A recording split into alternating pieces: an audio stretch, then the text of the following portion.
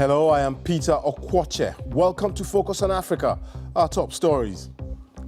Act now or face crop failures in Africa. The starkest warning yet about our warming planet. But is the continent and the world ready to respond? This special report is one of the most important scientific reports that we've ever had. And I know that sounds like a big deal, but it is. Vote counting is underway in Cameroon following Sunday's presidential election, which was marred by violence in English-speaking regions. Also on the program, riding tough times. Testimony. Kenyan rapper Calligraphy Jones tells us how he overcame his struggles to gain success. I just pushed until right now, man, and fortunately God was able to get me out of that depression state. And in sports, an emergency meeting takes place in Sierra Leone in the wake of the FIFA ban on the FA last week.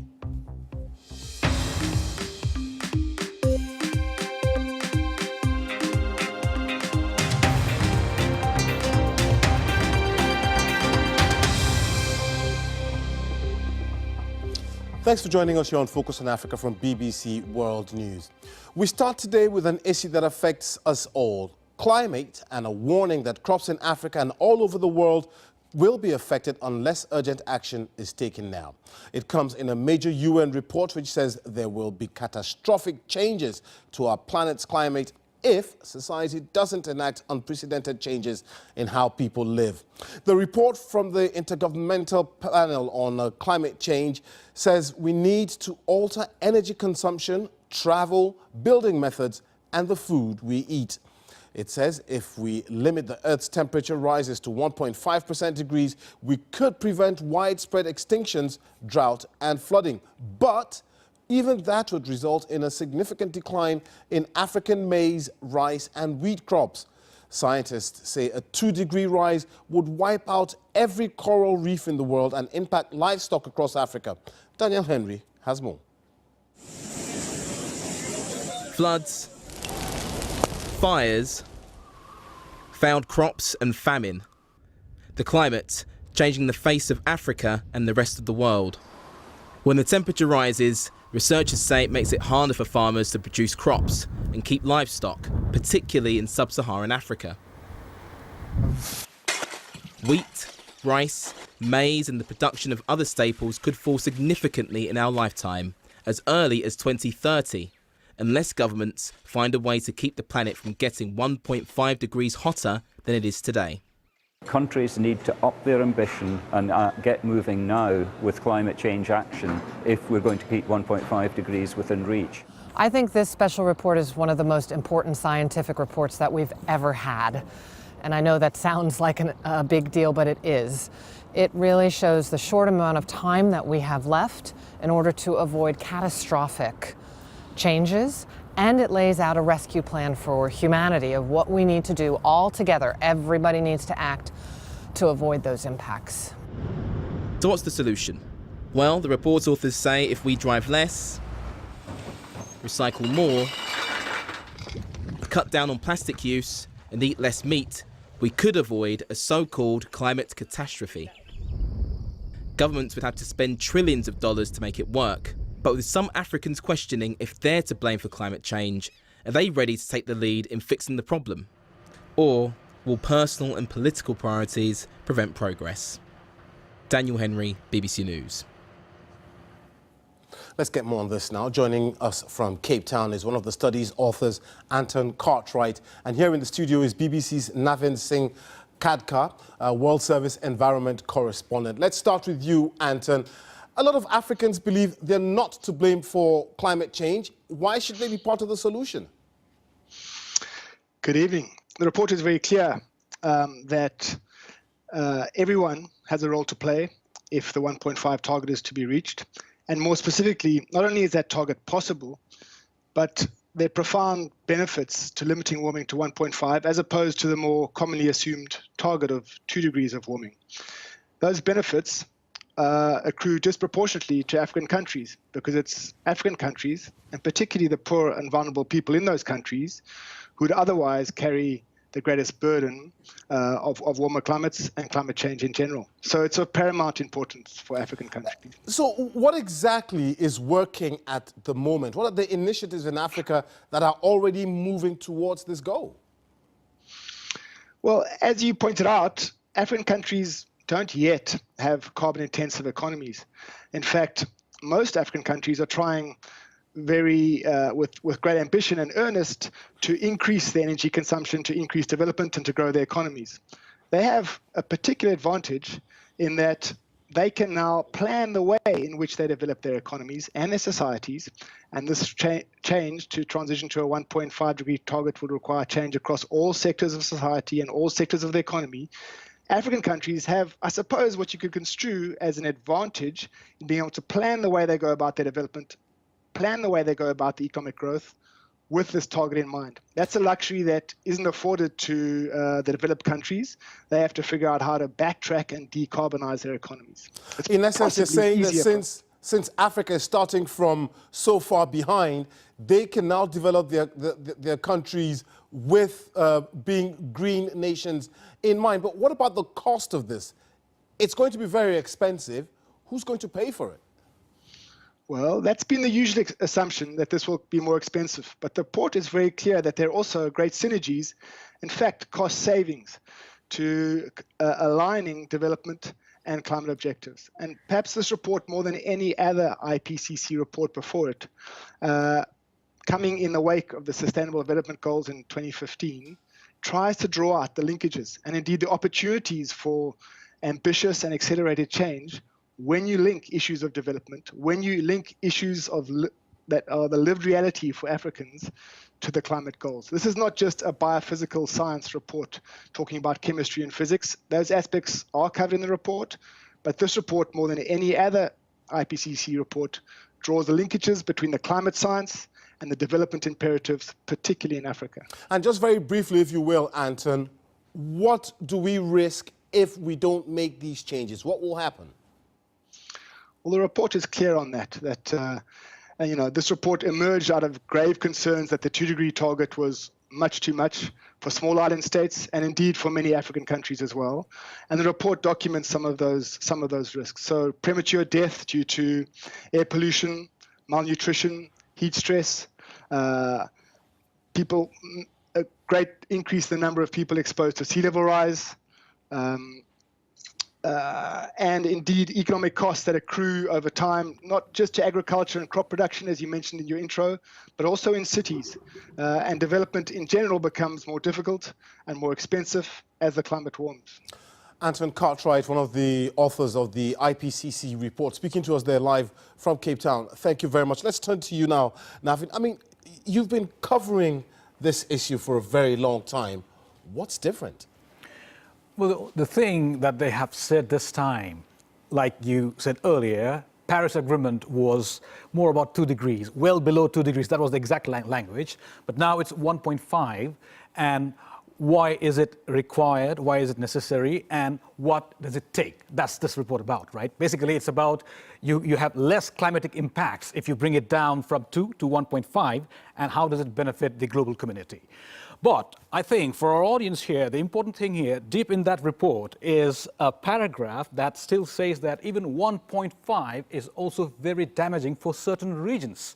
And those regions are Arctic, some of the regions in dryland areas, low-lying island states, and least developed countries. Now, mind you, out of those 47 least developed countries, most of them are in Africa. That's very, very interesting and very, very pressing. And they're saying that all this, even 1.5. So hence this question for Africa, apart from curbing greenhouse gas emissions, carbon emissions and all that, it's also about how do you cope with those inevitable impacts? But Navin, there are people who say that even the 1.5 is not achievable. So why don't we ditch all these targets and start thinking about things we can do in the situation we're in right now? So that question, they have, to a certain degree, they have an answer to that because all these years they have been talking about curbing greenhouse gas emissions, cutting down carbon emissions. But right now what they're talking about is sucking in that carbon that's already, we're pumped into the atmosphere, bring it down and store it. But again, the question is, do we have the technology and the money?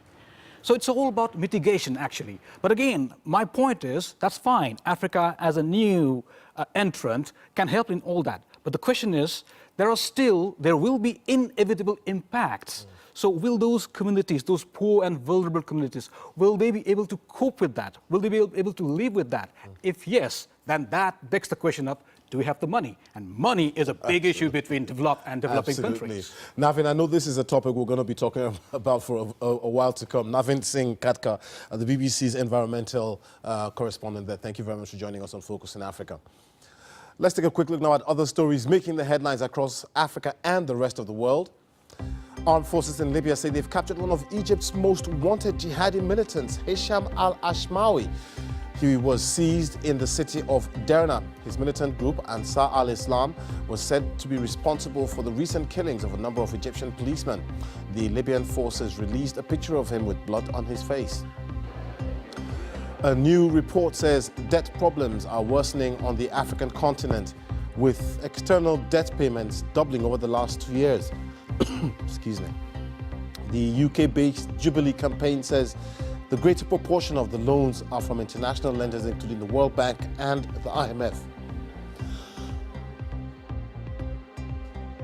The private sector. China owns about 20% of African external government debt.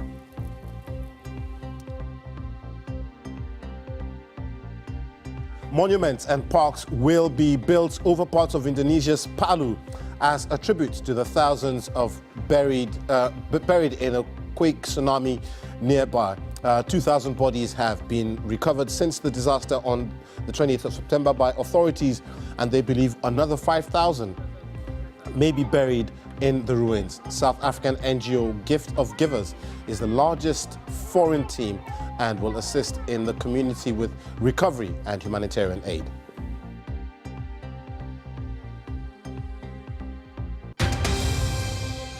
Now, votes are being counted in Cameroon following Sunday's presidential election, which Paul Biya is seeking to extend his 36-year tenure as head of state. Observers say the count may take up to 2 weeks to complete. The vote has largely passed peacefully in the majority of French-speaking parts of the country, but 3 people were shot dead by security forces in Bamenda, in one of the Anglophone regions of the country. Officials claimed the victims were separatists. Kilion Chimton Ngala reports from Yaoundé. The streets were deserted and businesses were closed as Cameroonians voted. The incumbent, Paul Biya, seeks to extend his 36 years in power. He faces 7 challenges. Us as a youth, we have been crying so much, longing so much for a good opportunity to have a good job in the country. And I pray that the person that takes over power, it can be whoever it is, even if it's the current president, if it's the one that takes over power, we pray that things should really change. Voting in the capital city, Yaoundé, was relatively peaceful, but in the country's northwest and southwest regions, separatists engaged the military in running battles in efforts to disrupt the polls. However, the Electoral Commission said outside of the 2 Anglophone regions, the poll unfolded well. Officials did not respond to allegations of irregularities from the opposition. Each ballot counted now raises the suspense level and the risk of tensions. The Constitutional Council has a maximum of 15 days to proclaim the results of the poll. The government has issued a stern warning. Any form of challenge to the verdict of the polls other than the constitutional legal means will not be tolerated. J'ai reçu du peuple camerounais un mandat clair. In a stunning declaration less than 24 hours after polls closed, ex-government minister turned opposition candidate Maurice Kamto claimed victory but did not provide any evidence. And so, the wait for results begins. Kilian Chimtomgala, BBC News, Yaoundé. This is Focus on Africa from BBC World News with me, Peter Okwoche. Still to come, keeping the faith. Nigeria's amputee football team turned to crowdfunding in a hope of making it to the World Cup. I'm Peter, watching the top stories this hour. Act now or face crop failures in Africa. That's the warning from a landmark report on climate change about our warming planet. Researchers are demanding action from governments around the world to avoid a so-called climate catastrophe. Vote counting is underway in Cameroon following Sunday's presidential election, which was marred by violence in the English-speaking regions. Now, many have been celebrating since last Friday when it was announced that the Congolese gynecologist Denis Mukwege was jointly awarded this year's Nobel Peace Prize with Yazidi human rights activist Nadia Murad. Both have campaigned against sexual violence in war. For many years, Dr. Mukwege has spent days and nights performing reconstructive surgery on women who have been the victims of rape and other forms of sexual violence. He's known as Dr. Miracle for his ability to repair through the horrific damage inflicted on women. So what does getting this prize mean to him? Louise DeVast traveled to Panzi in the city of Bukavu in the east of the Democratic Republic of Congo to ask him. This Nobel Prize is for all women, but also I want to call all Congolese to understand that it's our Nobel Prize. It's a Congolese Nobel Prize. So we have all to come together and work for peace. And the peace can't be built by one person. It's a responsibility of each of us to work for the peace in Congo. My motivation is from women I'm treating. I'm so impressed by the strength of women. And really, when I'm receiving women and see how they are destroyed when they come here in the hospital with a deep trauma, and even though they still getting hope, and when they stand up, they are not standing up for themselves, they are standing up for their children, for their families, and fighting for the right, not only for their own right, but for the right of others. I think that this is really, for me, an example of how the community should be working and organized. And women are teaching me a lot, not only giving me strength and motivation, but they are also teaching me how the world should be organized as a whole. Nobel Peace Prize winner Dr. Denis Mukwege. You're watching BBC Focus on Africa. Now time for some sports. Mimi. Thank you very much, Peter. An emergency meeting has been held today in Sierra Leone to discuss the ongoing crisis at the country's football association. On Friday, football's world governing body FIFA suspended the FA with immediate effect due to government interference. It comes after the country's anti-corruption commission banned the FA president Aisha Johansson and General Secretary Chris Kamara from the Football Association offices due to an ongoing investigation. Both deny any wrongdoing. The nominees for this year's Ballon d'Or are being revealed, and Senegal international and Liverpool's Sadio Mane has made the list for the men's award. 30 names to be revealed in total today. And to some quick news to bring to you, it was announced today that the draw for the Women's Africa Cup of Nations will be held on Sunday, October the 21st in Ghana, who are the hosts for this year's tournament. And moving on to the English Premier League, where one of the talking points this weekend was that Riyad Mahrez penalty miss. As you can see, he doesn't look very happy over there. The Algerian international missed from the penalty spot in the 86th minute. It was a chance to put City ahead, but the match eventually finished in a goalless draw against Liverpool. The decision of who was to take the penalty didn't go down well with City's Gabriel Jesus, who was keen to take it, but the call was made by manager Pep Guardiola. South Africa grabbed their first gold at the Youth Olympics currently underway in Buenos Aires, Argentina. Amber Schlebusch staged an exceptional comeback. She chased down their early leader after coming an early 27-second deficit to grab the top prize in the triathlon. And staying with that theme, the International Olympic Committee has picked Senegal as the host for the 2022 Youth Olympics. They will be the first Africans African country to host.